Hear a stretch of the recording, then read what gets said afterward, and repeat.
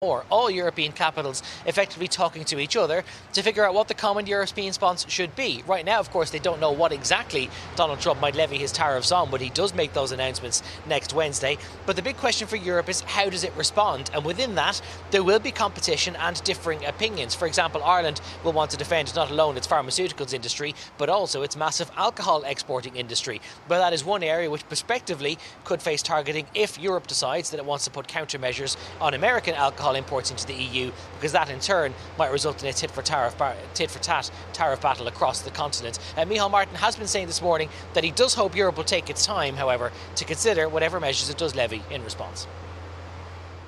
There will be competing interests, and it will be challenging to try and get a negotiating platform at European level in response to these tariff impositions. Europe is going to not immediately respond, but will take its time, and it's in that period that the member states working together can be strategic in terms of how it responds.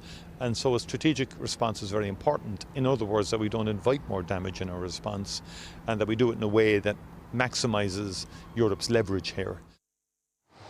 Now, helpfully for the Taoiseach's point, that is an argument that is being echoed today by the European Union at its daily press conference in Brussels. European Commission's trade spokesperson also confirming that they will take their time to make sure that any list of countermeasures is what they called carefully calibrated, and that they'll produce a list of other things to have tariffs levied on them which cause the maximum damage or disruption to the American economy, but try to pose as little damage or as little inconvenience as possible on the European economy and on European consumers.